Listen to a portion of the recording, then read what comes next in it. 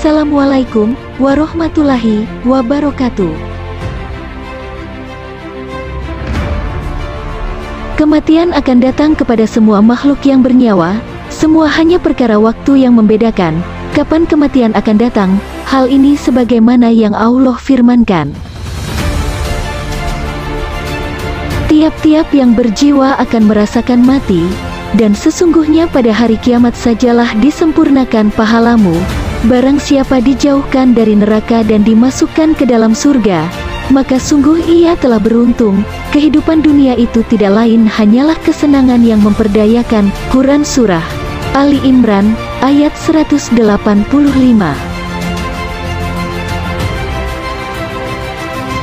Selama ini mungkin kebanyakan orang berpendapat bahwa seseorang yang telah meninggal dunia tidak akan merasakan sakit ketika jasadnya dimandikan. Namun ternyata, jenazah juga menjerit ketika sedang dimandikan. Lantas, mengapa jenazah merasakan sakit ketika dimandikan? Seperti apa penderitaan jenazah saat dimandikan? Simak videonya sampai selesai, agar tidak salah paham.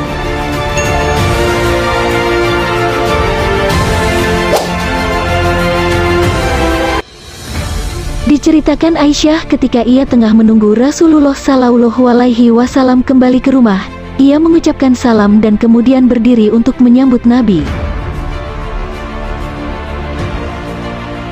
"Duduklah di tempatmu, tidak usah berdiri wahai Ummul Mukminin," begitu ucap Rasulullah Shallallahu Alaihi Wasallam. Rasulullah turut duduk bersama Aisyah, dan kemudian meletakkan kepalanya di pangkuan istrinya tersebut. Aisyah lantas mencari uban pada jenggot Rasulullah, dan menemukan 19 helai rambut yang sudah memutih. Aisyah kemudian berpikir dalam hatinya, sesungguhnya baginda akan meninggalkan dunia sebelum aku, sehingga tetaplah satu umat yang ditinggalkan oleh nabinya. Maka Aisyah menangis, sehingga air matanya jatuh menetes pada wajah baginda Rasulullah. Setelah sadar terkena tetesan air mata Aisyah, Rasulullah pun kemudian terbangun dari tidurnya. "Wahai Ummul Mukminin, apa yang membuatmu menangis?" tutur Rasulullah kepada Aisyah.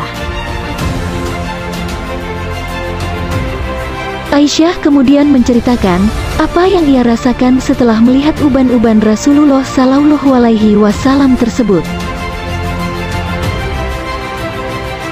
Lantas Rasulullah Shallallahu Alaihi Wasallam berkata, "Tahukah Anda, kondisi apakah yang paling menyusahkan bagi mayit?" Tidak ada kondisi yang paling menyusahkan atas diri mayit dari saat keluar dari rumahnya, anak-anak yang ditinggalkan berada di belakang, serta menangisinya, ucap Nabi. "Hal itu memang menyakitkan, tapi masih ada lagi yang lebih pedih dari itu," sahut Rasulullah. Tidak ada kondisi yang lebih berat atas diri mayit, dari saat dia dimasukkan dalam liang lahat dan dikubur di bawah tanah. Para kerabat, anak dan istrinya meninggalkannya pulang. Setelah itu datanglah malaikat Munkar dan Nakir dalam kuburnya, ujar Aisyah. Rasulullah tersenyum mendengar jawaban istrinya ini. Nabi lantas menjelaskan bahwa sesungguhnya saat yang paling berat bagi mayit adalah ketika datang tukang memandikan mayit. Pemandi jenazah akan melepaskan pakaian dan melepaskan perhiasan yang dipakai mayit, kemudian baru mulai memandikan. Saat itu, ruh akan menjerit kuat, di mana suaranya dapat didengar seluruh makhluk, kecuali jin dan manusia.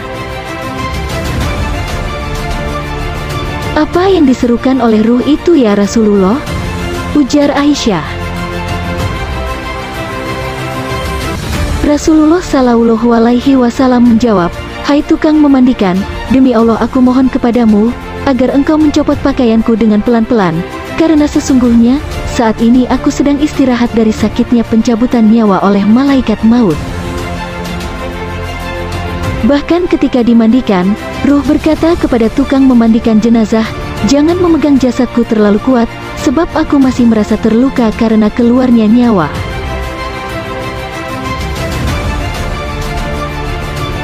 Nah sahabat Islamiyah, begitu dahsyatnya rasa sakit ketika ruh dicabut. Imam Ghazali berkata, rasa sakit yang dirasakan selama sakaratul maut seperti menghujam jiwa dan menyebar ke seluruh anggota tubuh, sehingga bagi orang yang sedang sekarat merasakan bahwa dirinya ditarik-tarik dan dicabut dari setiap urat nadi, urat saraf, persendian, dan dari setiap akar rambut serta kulit kepala hingga kaki. Wallahu a'lam bishawab.